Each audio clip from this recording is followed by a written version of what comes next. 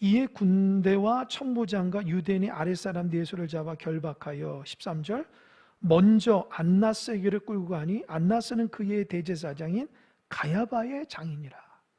여러분, 그 구약에서 대제사장은 누구를 따르죠? 아론의 그 자녀들을 혈통으로 따릅니다. 하나님께서 아론을 대제사장으로 세워주셨거든요. 여러분, 대제사장이 무엇할까요? 이 성막이나 성전에 있으면은 1년에 한 번 지성소에 들어갈 수 있는 기회가 주어집니다. 7월 10일에 대속죄일이에요. 그때는 그 이스라엘 민족 전체에 대해서 하나님 앞에 회개하고 대제사장 자신도 회개합니다. 유일하게 하나님의 대지성소를 들어갈 수 있는 사람이 대제사장이에요. 그래서 얼마나 중요한지 몰라. 하나님께서 대제사장을 아론의 후손으로 쭉 혈통으로 따라오다가 이 예수님 당시에 또 그 전에도 로마가 유대를 점령하고 나서부터 완전히 달라져요. 뒤에도 나오지만 대제사장이 아론의 대자손들이 아니에요. 그냥 로마 그 입장에서 자기의 말을 잘 듣는 종교 지도자들을 세워버려요. 그 사람이 가야바라는 사람이에요. 안나스라는 사람은 제가 자료를 보니까 9년 동안 대제사장 하다가 로마에서 임명했는데 로마에서 파면을 시킵니다. 왜냐? 너무 잘못되게 하기 때문입니다. 처음에는 로마 정보를 위해서 잘 하다가 나중에는 개인적인 이익이 하게 되니까 로마 정부에서 파멸합니다. 9년 동안 해요. 그리고 나서 누가 있을까요? 가야바라는 현직 대제사장입니다. 이 사람은 자료를 보니까 15년 동안 합니다. 아론의 혈통하고 상관없어요. 그들이 갖고 있는 대제사장은 하나님의 말씀이나 하나님의 뜻을 대변하는 게 아닙니다. 로마 정부에 세금을 잘 바치고 로마 정부에 어떻게 하면 잘 협력해서 살아갈 것인가. 그러니까 구약에 나오는 대제사장적 사역을 하지 못해요. 근데 예수님이 지금 잡혔잖아요. 가장 먼저 간 것이 안나스, 전직 대제사장. 원래는 현직인 가야바 집에 가야 돼요. 가야바. 근데 왜 전직인 안나스에 갈까요? 이 사람은 아직도 정치적인 영향력이 센 사람이에요. 그래서 예수를 어떻게 하든지 십자가에 죽이기 위해서 자기가 먼저 예수를 신문해서 예수에게 2가지 정도로 예수를 죄목을 심어주고 싶은 거예요. 첫 번째 뭐냐? 예수를 사용하기 위해서는 그 당시 로마가 유대를 점령하고 있기 때문에 로마에 대항하는 죄, 반역죄를 찝어서 내야 돼요. 그래서 우리가 잘 아는 것처럼 예수님이 어떤 사람이 예수님께 그러죠. 가이사에게 세금을 내야겠습니까? 내지 말아야 됐습니까? 이렇게 얘기하죠. 그땐 주님이 뭐라 그러죠? 동전을 가져오라고 하면서 이 그림과 형상이 누구 것이냐? 그러니까 뭐라 그래요? 가이사의 것입니다. 그때 주님이 뭐라 했어요? 가이사의 것은 가이사에게, 하나님 것은 하나님께. 아주 기가 막힌 지혜롭게 했죠. 그러나 그때의 그 종교 지도자들은 예수님이 세금을 내지 말라고 했다고 누명을 씌워요. 그러니까 그렇게 로마 정부에 대항하거나 로마 정부를 안 좋게 얘기하는 것으로 반역죄로 딱 걸려가는 거예요. 그게 첫 번째 제목으로. 두 번째 제목은요, 유대인의 입장에서 예수님이 신성모독을 하게끔 하는 거예요. 물론 사형 집행은 로마만 합니다. 유대가 하지 않아요. 그러니까 유대는 그래도 자기들끼리 사형 집행할 수 있도록 결정을 해야 되는데 그 결정이 뭐예요? 그들에게 가장 무서운 죄는 하나님을 욕하는 거예요. 그러니까 하나님을 욕하고 하나님께 신성모독하는 것을 끄집어내기 위해서 안나스라는 전직 대제사장이 먼저 예수를 신문하는 거예요. 그러니까 여러분 뭐죠? 재판을 공정하게 한 것이 아니라 이미 이 사람은 사형을 시키려고 죄목을 집어넣고 거기에서 걸려 넘어지게 하는 거예요. 공정한 재판이 아닙니다. 그러니까 안나스는 어떻게 하든지 예수가 좀 없어야지 자기 영향력이 세지기 때문에 그렇게 하는 거죠. 두 번째, 14절 보니까 14절 한번 읽어볼까요? 14절 한번 읽겠습니다. 시작. 가야바는 유대인들에게 한 사람이 백성을 위하여 죽는 것이 유익하다고 권고하던 자로라. 이 가야바는 현직 대제사장인데요. 이 사람도 예수님 때문에 상당히 힘든 거예요. 왜 사람들이 예수를 따라다니면서 대제사장의 말을 잘 듣지도 않아요. 그러니까 예수를 죽여야 되는데 어떻게 죽일까 하다가 자기도 모르게 터져나온 뭐냐. 우리 전체 유대인을 위해서 저 예수라는 사람은 죽는 게 마땅하다. 그렇게 얘기하거든요. 근데 이게 좀 예수를 죽이려고 하는데요. 하나님 입장에서는요. 이게 옳은 소리예요. 왜요? 인류 구원을 위해서 예수님이 십자가에 죽는 것이 하나님의 뜻이거든요.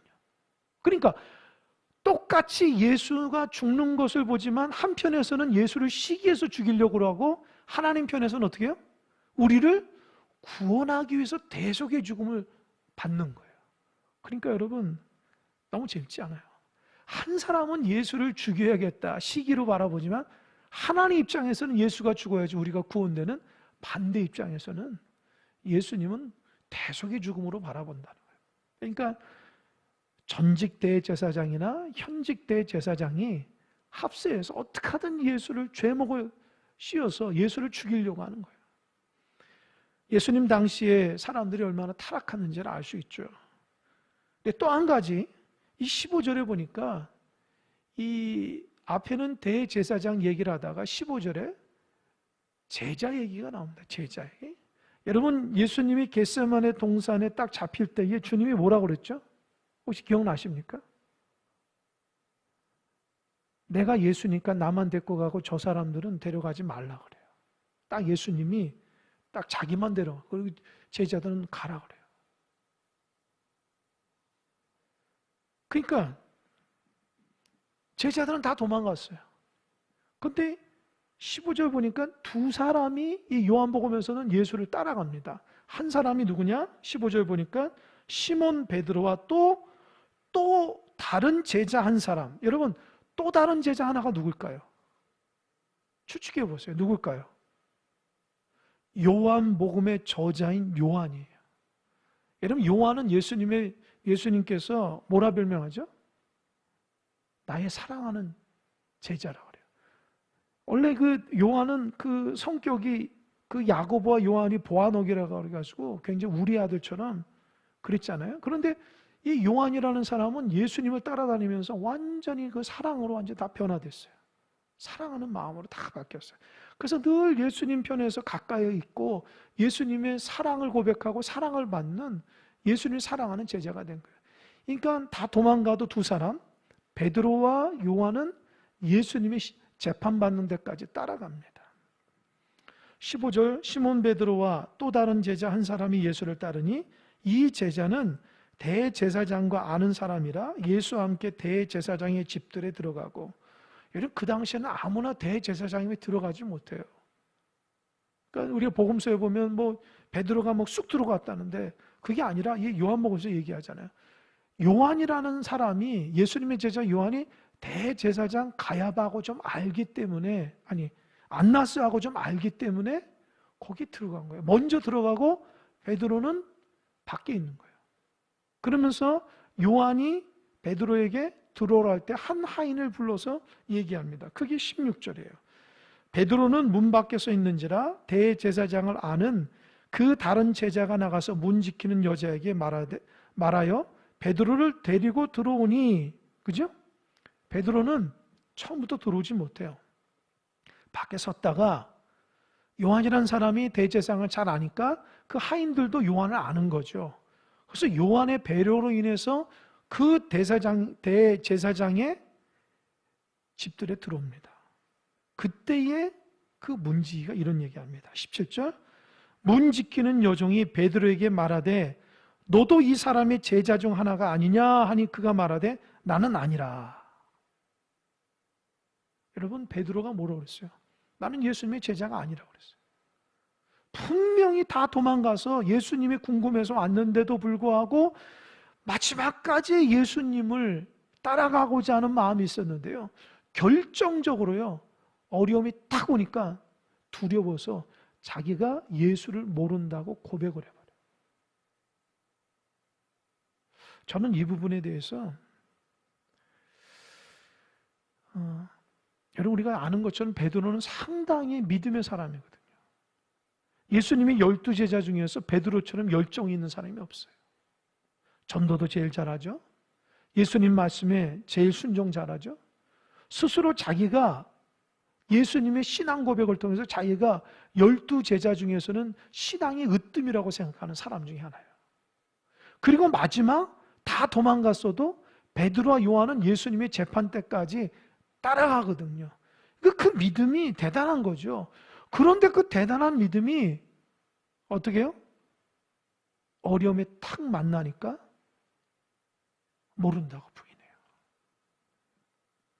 여러분, 참 믿음이라는 것이요, 되게 귀한 건데요. 참 믿음이라는 것이 어려움 가운데 드러나는 거거든요. 평상시대는 몰라요. 평상시는 다 믿음이 좋은 것처럼 되거든요. 그렇게 결정적인 어려운 순간에 베드로처럼 자기 믿음이 딱 보이는 거예요. 왜요? 지금 예수님이 재판받는데, 예수님이 궁금해서 왔는데 자기가 예수님의 제자라고 하면 같이 재판받을 것 같은 거예요. 그러니까 나 모른다고 그러는 거예요. 자기 자신도 모르게 입에서 탁 나 모른다는 거예요. 아마 이게 자동 반사로 나오지 않았을까? 나 몰라. 그렇게 3년 반 동안 예수님을 따라다녔던 베드로도, 그렇게 신실한 베드로도 어려움에 탁 만나니까 자기 믿음의 연약함이 탁 보여요. 여러분도 마찬가지예요. 평생 예수를 믿어도 결정적인 순간에 우리 믿음의 연약함이 보일 때가 있어요. 그래서 베드로가 나중에 이제 새벽 딱 올 때에 3번 자기가 부인하고 나서 엄청나게 울었다고 그러잖아요. 베드로도 자기 믿음의 연약함을 깨달은 거예요. 아, 내가 예수님과 함께 있을 때는 믿음이 좋은 것 같았는데 예수님이 재판받고 십자가 지는 그 가운데 같이 따라가려고 하니까 그 고난 때문에 자기 믿음을 잃어버리게 돼요. 그러니까 성경에 나오는 순교하는 사람들이 얼마나 귀한지 아시겠죠? 우리 주변에 우리 믿음의 선진들 중에 신앙을 지키면서 순교한 사람들이 얼마나 대단한지 알겠죠? 그냥 단순하게 대단하다는 게 아니에요. 그걸 내 자신의 경험해 보면은 그 사람들은 진짜 믿음이었어요. 자기 목숨 걸고 신앙생활한 거였어요. 자기 어떤 유익함을 위하거나 자기 축복이나 자기 평안을 위해서 신앙생활한 것이 아니라 진짜 예수님 때문에 자기 목숨 바치면서 신앙생활한 거예요. 점점 우리의 신앙이 연약해집니다. 제 자신도 그렇고 여러분들도 그런 것 같아요. 주님이 언제 올지 모르지만 우리가 평생 믿었던 믿음이 진짜 결정적인 순간에 그 신앙을 온전히 붙잡을 수 있는 신실함이 있는가? 이거 한번 생각해 보세요. 제가 말씀 묵상하면서 그 생각, 나도 그 자리에 있었으면 어떻게 했을까? 하나님을 날마다 전하고 날마다 기도하고 하나님이 이렇다라고 복음을 전하는 나로서는 내가 그 결정적인 그 순간에 예수님께 미련을 버리지 못하고 예수님이 불쌍해서 따라다녔지만 결정적으로 너 예수의 제자지 라고 했을 때에 맞아, 나 예수의 제자야. 아니야, 나 예수 몰라. 어떻게 했을까? 그게 내 목숨이 달린 것이라면 나는 어떻게 했을까? 한번 생각해 볼 필요가 있어요. 그래서 여러분, 가끔씩 우리 자신의 신앙을 한번 점검해 보는 좀 필요해요.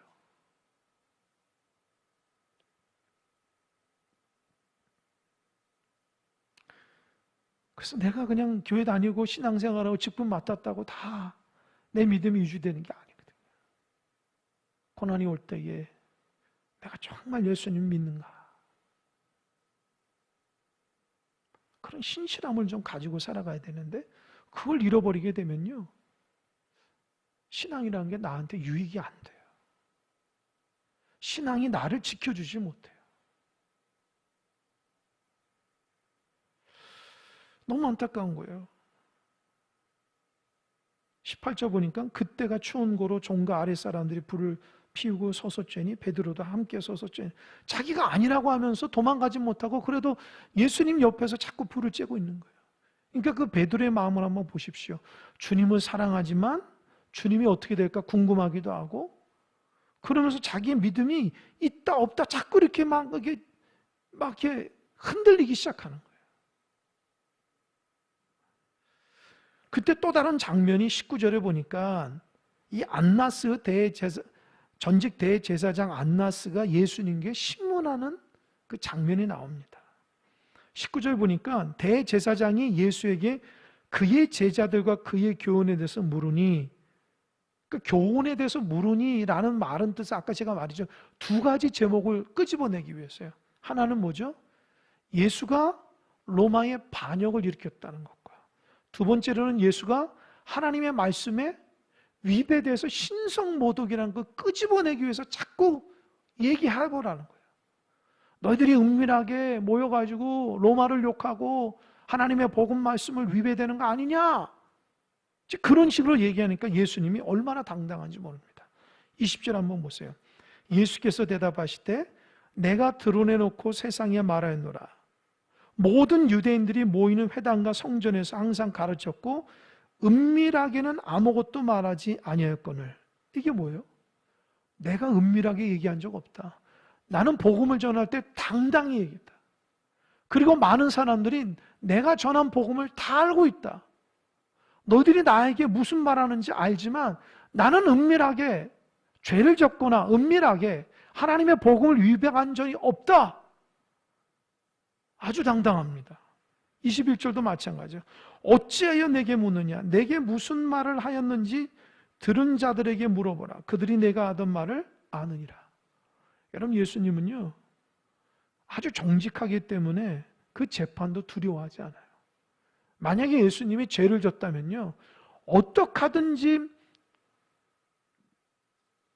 거기에서 벗어나기 위해서 자기 자신도 모르게 거짓말을 했겠죠. 근데 예수님은 추워도 하나님 앞에 정직하고 진실했기 때문에 당당할 수 있는 거예요. 그래서 여러분 정직하십시오. 하나님 앞에 정직하면요 당당할 수 있는 거예요. 내 삶이 하나님이나 사람 앞에 정직하고 진실하면요 당당한 거예요. 여러분 지금은요 정직한 사람이 능력이에요. 정직하지 않으면 하나님 쓸 수가 없어요. 어느 책을 보는데 하나님께서 쓰시는 사람은 재주가 많거나 능력이 많은 사람이 아니라 하나님 앞에 정직하고 진실한 사람 하나를 쓰신다는 거예요. 내가 그거를 읽을 때 굉장히 감동을 받았어요. 그러니까 내가 하나님 앞에 쓰임 받을 때에 하나님 볼 때 부끄러움이 없어야 돼요. 정직한 마음으로 있어야 돼요. 늘 하나님의 말씀대로 하나님을 진실하게 받아요. 그렇게 되면은요 두려운 게 없는 거예요. 여러분 거짓말하는 사람들이 어떻게 해요? 두려움이 있는 거예요. 나도 모르는 사이 두려움. 왜요? 자기의 거짓말이 드러나기 때문에 두려움이 있는 거죠. 여러분 직장에서도 가정에서도 뭐 교회 공동체도 모든 관계가 마찬가지예요. 내가 하나님 앞에 진실하고 정직하면요 사랑과의 진실하면요 늘 당당할 수가 있는 거예요. 근데 그렇지 못하면 어떻게 해요? 나도 모르는 사이에 진실성이 사라지게 되면 두려워서 견디지 못하는 거죠. 예수님이 안나스에게 너 죄목이 뭐냐? 너 이런 죄를 졌지? 아니다. 나는 처음부터 끝까지 하나님 말씀을 당당하게 전했고 은밀하게 한 적이 없다. 은밀하게 뒤에서 죄를 진 적 없다. 내가 하나님의 말씀만 전했고 하나님의 말씀으로 가르쳤다. 얼마나 귀해요. 그러니까 이 대제사장 옆에 있던 하인이 예수가 너무 말을 잘하니까 예수를 때립니다. 22절.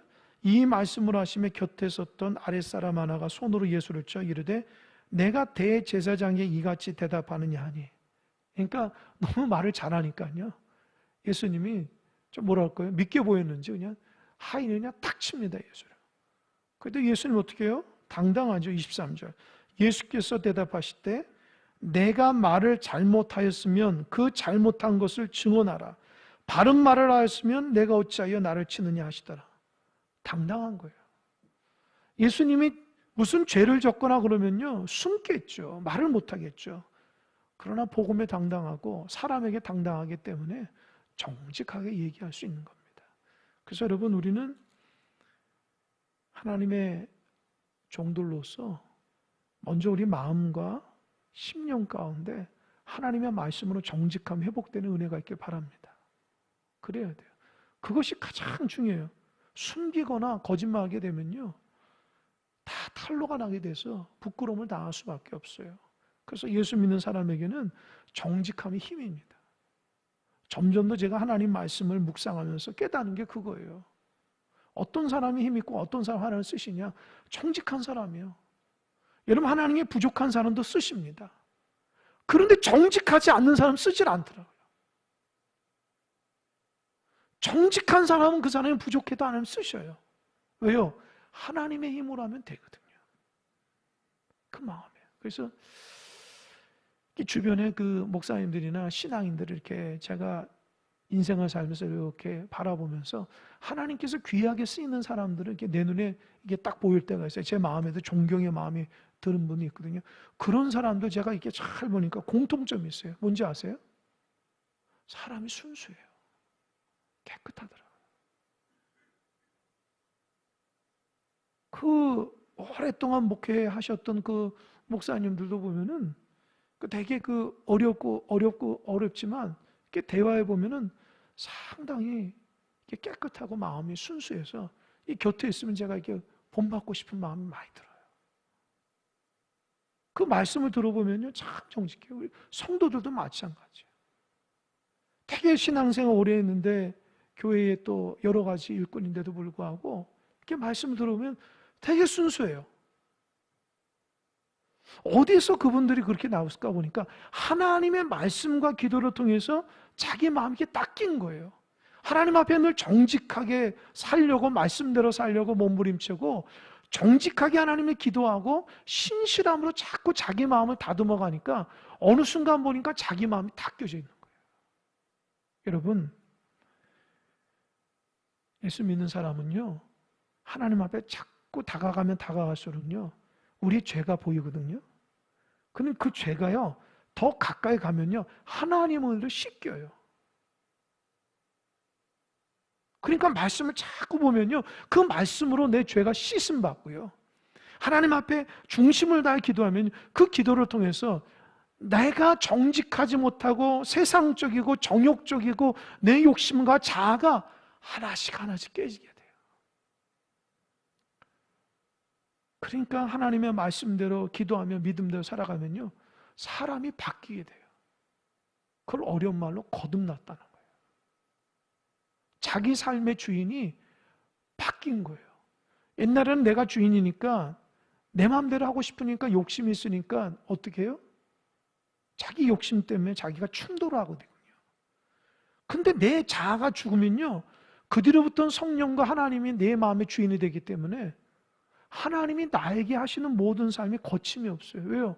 하나님의 말씀하신 것에 이 마음에 걸리질 않아요. 그냥 그대로 따라가기 때문에. 그래서 하나님 말씀하시면 아멘 할 수 있는 거예요. 그렇게 아멘 할 수 있는 사람은 뭐예요? 순수한 사람이에요. 복잡하고 자기 욕심에 살아가고 자기 이득에 밝은 사람은요 아멘 할 수가 없어요. 왜요? 순종하기 쉽지가 않거든요. 그러니까 신앙이 요한복음 3장에 말한 것처럼 예수님이 니고데모에게 말했듯이 거듭나야 된다. 너 삶이 거듭나면은 거치는 게 없는 거예요. 그러니까 제가 이 말씀을 묵상하면서 깨달은 건 주님이 거침이 없는 거예요. 주님이 거침이 없다는 것은 대제사장하고 막 싸우고자 하는 것이 아니라 자기 진실을 그대로 얘기하는 거예요. 그죠? 왜요? 그거는 예수님의 정의니까. 진실함이. 사람들이 색안경을 끼고 예수를 막 너는 죄인이고 너를 잡아 죽이려고 해도 예수님은 깨끗하니까요. 자기가 말하는 모든 것들이 진실한 거예요. 막히지가 않는 거예요. 아, 이게 진실이구나. 이게 정직이구나.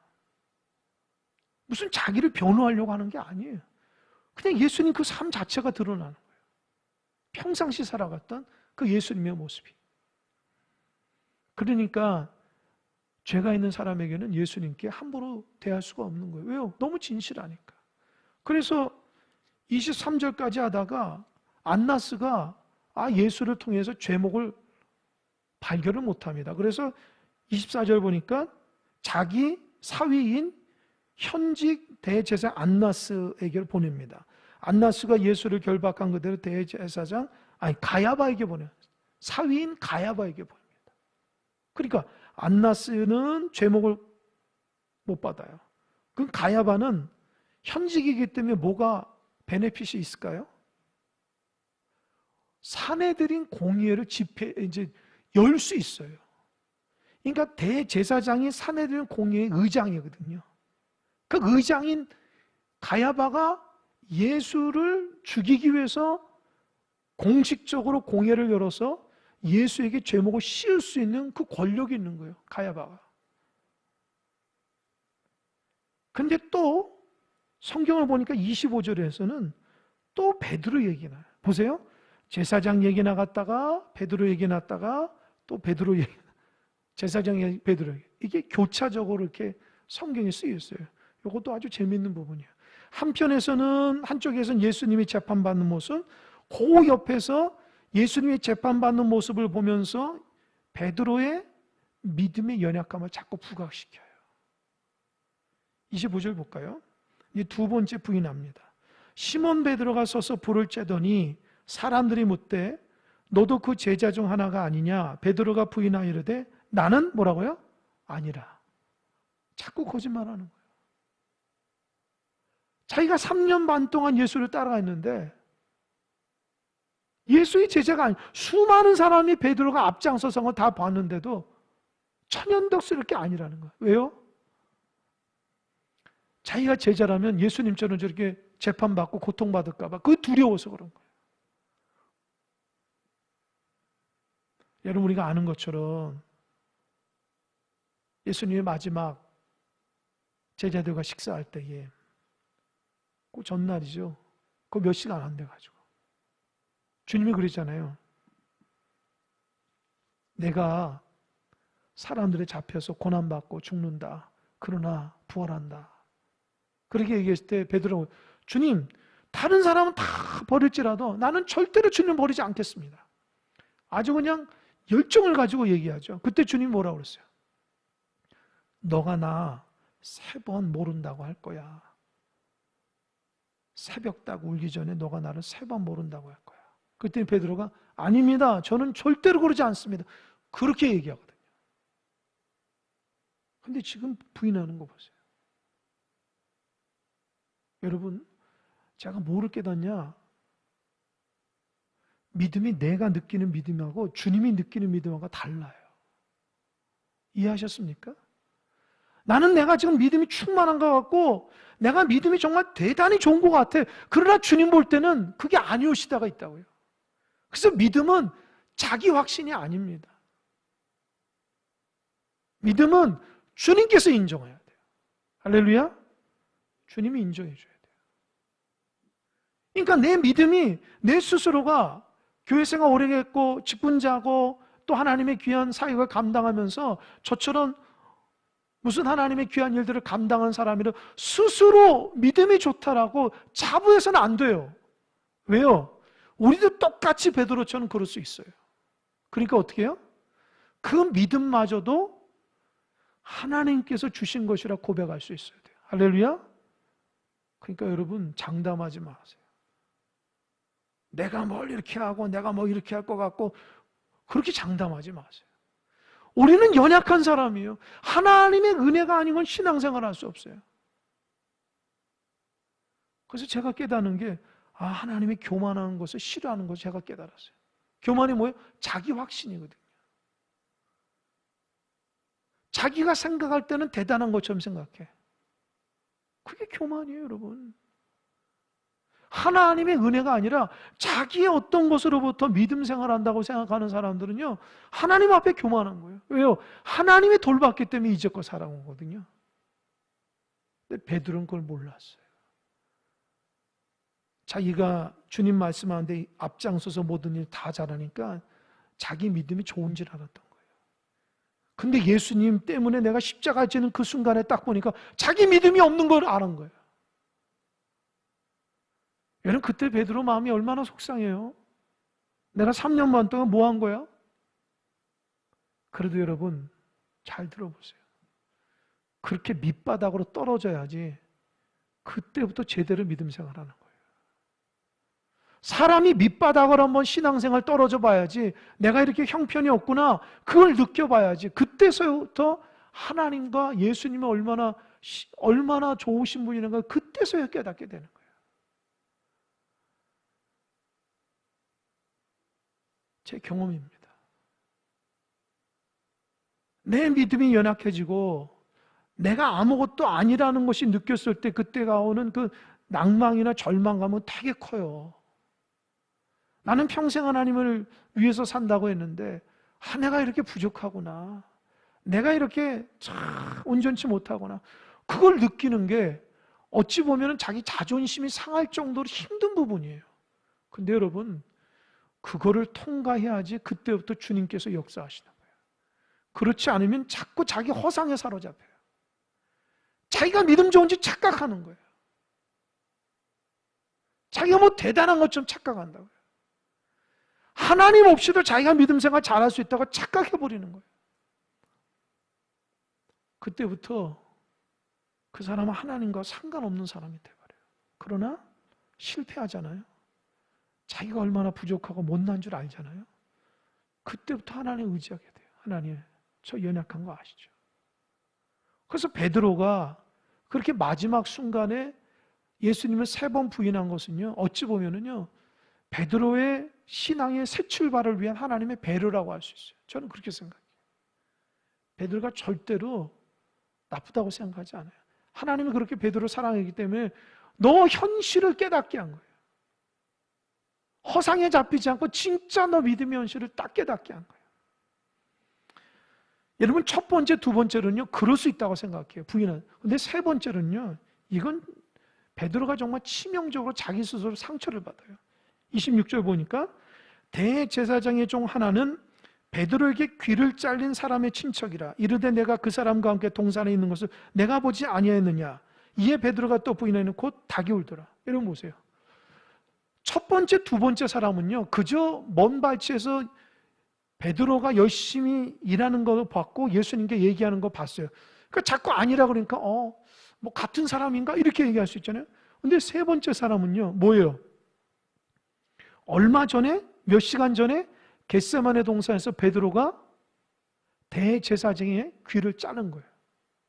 그 대제사장의 하인의 그 이름이 뭔지 아십니까? 아셔요? 아십니까? 성경에 나오는데 말고야, 말고. 말고라는 대제사의 하인이 예수를 잡으려고 딱 먼저 나왔다가 베드로가 우리 예수 건들면 안 돼. 그래서 나오자마자 칼을 품겠다가 딱 쳤는데 귀가 딱 떨어졌어요. 근데 주님께서 뭐라고 그랬어요? 칼을 쓰지 말아라. 칼로 쓴 사람 칼로 망한다. 그러면서 뭐라고요? 이것까지 참으라고 그랬어요. 그리고 예수님이 귀를 들고 그 말고의 귀에다 딱 붙여줍니다. 여러분 저는 그 요즘에 그 예수님 그 영화 나오죠. 아동부 갔다 왔다고 제가 들었는데 킹 오브 킹스죠? 그죠? 그래서 극장에서 이제 그 더빙을 해가지고 나오는데요.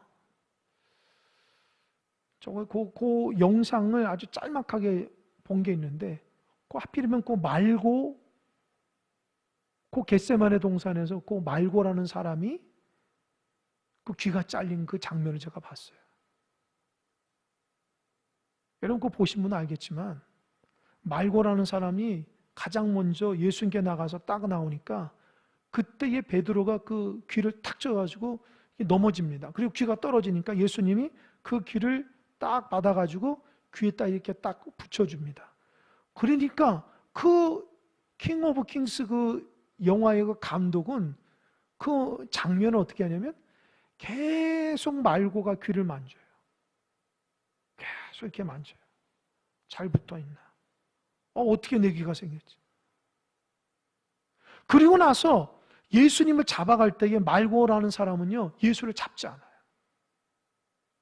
그리고 예수님이 잡아갈 때에 가장 늦게까지 그 겟세마네 동산에서 딱 있다가 마지막에 이게 귀를 이렇게 만지는 장면이 나오더라고요.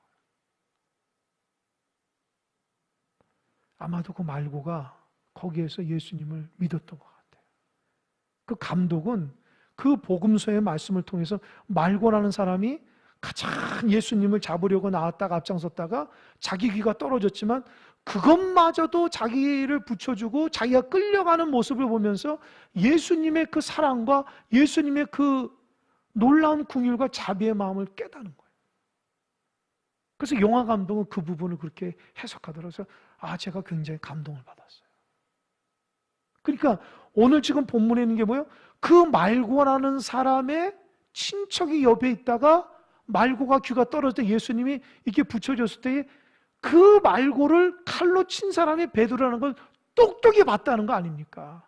너 그때 내 친척 말고 귀를 잘랐지. 내가 너 봤어. 그런데도 뭐라고 그러죠? 나는 아니라고 그래요. 이건 빼도 박도 못하는 건데 베드로는 그것마저도 부인합니다. 그리고 나서 새벽닭이 울립니다. 그리고 나서 베드로가 너무 충격받아서 나가서 슬피 울며 이를 갈았다 그래요. 자기 믿음의 현주소를 깨달은 거예요. 내가 이렇게 형편없구나. 내가 왜 예수를 따랐을까? 내가 뭘 믿으려고 예수를 따라갔지? 아주 자기 자신의 믿음 없음을 깨닫고 아주 고통스러웁니다. 그러나 여러분, 예수님이 부활하셔서 누구한테 갔어요? 베드로에게 갔어요. 그 베드로에 가서 예수님이 뭐라고 그랬어요? 요한의 아들 시몬아, 너가 이 사람들 중보다도 나를 더 사랑하느냐? 그 사랑에 대해서 질문하는 거예요. 베드로는 누구보다도 주님을 사랑한다고 했는데 그 결정적인 순간에 예수님의 사랑이 거짓말로 드러냈잖아요. 근데 부활하신 주님이 베드로에게 그 사랑을 믿는 것은 베드로를 더 두 번 죽이려고 한 게 아니라 진짜 그 마음속에 사랑을 불러 일으키기 위해서요. 그리고 나서 주님께서 베드로의 그 사랑을 확인해서 뭐라고 했어요? 내 양을 먹이라고 그랬어요. 주님의 사랑이 확인되니까 그때서부터 그 양들을 먹이라는 거예요. 어떻게 해요? 주님의 사랑으로. 그래서 사도행전에 어마어마한 믿음의 사람이 됩니다. 그 믿음의 사람이 뭐예요, 여러분? 기적을 베풀고 하루에 3,000명씩 그렇게 세례를 베풀 수 있는 능력이 어디서부터 나와요? 예수의 사랑이라는 거예요. 깨달았어요. 예수의 사랑의 능력이라는 거예요. 그 전에는 예수의 사랑이 확실하진 않았던 거예요. 그건 자기 확신이에요, 자기 확신. 예수님이 옆에 있으니까 자기가 사랑한 줄 알아요. 그런데 그 예수가 십자가 질 때 자기의 믿음이 처절히 없다는 거, 자기가 예수를 진정으로 사랑하지 못한 걸 깨닫고 부활하신 주님이 그에게 사랑을 확인시켜 줄 때에 그 확인이 되어야지만 사람들에게 복음을 증거할 수 있는 주님의 사랑을 깨닫게 한 거예요. 여러분, 저와 여러분도 마찬가지예요. 주님의 사랑이 없는데 어떻게 복음을 전해요? 주님의 사랑이 없는데 어떻게 우리가 하나님의 일을 할 수 있어요? 주님의 사랑이 없는데 어떻게 예배할 수 있냐는 거예요. 우리 마음을 좀 깨달아야 돼요. 이 예배가 무슨 대제장이나 바리새인이나 서기관들 드린 예배예요? 아니죠. 그들 입장에서 우리는 다 이방인이라고요. 로마서에 말한 것처럼 접붙임 당한 거예요, 우리는요. 원가지가 아니라고요. 원가지에 우리가 그 가지가 딱 접분지기 때문에 거기서부터 영향을 받아서 우리 구원받은 사람이라. 그러니까 우리는 그 이방인으로서 하나님의 특별한 은혜로 구원받은 백성의 감격이 있어요. 그 사랑을 잃어버리면 안 돼요. 교회가 그 사랑을 잃어버리면요, 교회는 존재할 수가 없어요. 성도가 주님의 그 사랑을 잃어버리면요, 존재할 수가 없는 거예요. 참, 사랑이 있어야 돼요. 주님의 사랑. 그걸 자꾸 확인하세요. 제가 또 한 가지 감동받은 건요, 뭐 찾아보지는 않겠습니다. 누가복음 22장 보면은 그 베드로에게 그런 얘기합니다. 예수님과 저기 마지막 만찬하면서 사단이 베드로에게 그래요. 사탄이 너 베드로 너 제자들 너를 비롯해서 밀 까부르듯이 하려고 하는데, 그 말은 뭐예요? 사단이 베드로와 제자들의 믿음을 확 흔들어가지고 형편없게 만들려고 막 시험한다. 그때 뭐라고 했어요? 주님이 내가 너를 위해서 기도했다는 거예요. 그리고 너가 넘어지고 나서 나중에 회복돼서 수많은 사람의 복음을 전할 것이라고 주님이 그때 얘기해요. 누가복음 22장에 나옵니다. 그러니까 베드로가 그렇게 3번 부인하기 전에 누구의 기도가 있었어요? 주님의 기도가 있었기 때문에 이 정도라고요. 만약에 주님의 기도가 없었으면요, 베드로는 아예 타락해버려요. 그러니까 얼마나 그 3번 부인하는 가운데서도 주님께서 지켜주셨기 때문에 가룟 유다처럼 되지 않은 거예요. 제가 말씀을 이따 그거 깨달은 거예요. 베드로도 가룟 유다가 될 뻔했어요. 그러나 베드로는 자기의 부족함을 알고 회개해서 나중에 하나님의 위대한 사도가 됐습니다. 그 11명 있잖아요. 11명 모두 다 나중에 회복시켜요, 하나님이. 예수님이. 그래서 모두 다 어떻게 해요? 다 순교예요. 그렇게 십자가를 지기 싫으려고 다 도망가고 부인했던 자들이 나중에 주님의 사랑 확인해서 다 십자가에 못 박습니다. 다 순교해요, 복음 전하다가. 예수님의 십자가의 그 반열에 그대로 따라갑니다. 그게 왜 그래요? 그들이 잘해서가 아니에요. 주님의 중보기도가 있었기 때문입니다. 우리도 마찬가지예요. 우리 때로는 흔들리고 넘어질 때 있어요. 그것마저도 주님이 붙들어 주셔야 돼요. 할렐루야. 자기 확신에 빠지지 마세요. 우리가 믿음 생활하는데 하나님의 은혜로 하는 거예요. 제가 요즘 느끼는 건 교회라는 것이 참 하나님의 은혜로 되는구나. 우리 힘으로 되는 게 아니에요. 제 힘으로도 안 되고 여러분 힘으로 되는 게 아니에요. 하나님의 은혜로 신앙생활하는 거예요. 하나님이 붙들어 주셔야 돼요. 교회라는 것이 하나님의 은혜로 세워지고요, 일꾼도 하나님의 은혜로 세워지고요, 새가족 한 명 오는 것도 하나님의 은혜로 되는 거예요. 사람의 원리로 되는 게 하나도 없어요. 그분의 믿고 신뢰하며 그 사랑 앞에 거할 수 있어야 돼요. 그걸 잃어버리게 되면은 우리의 신앙생활 참 힘들어집니다. 오늘 말씀을 듣고 나도 베드로같이 연약하지만 우리 하나님께서 나를 붙들어 주시길, 마지막까지 믿음에서 타락되지 않고 온전한 주님의 그 사랑의 사람으로 하나님의 은혜 가운데 살아가는 여러분 다 되시길 바랍니다. 기도하겠습니다.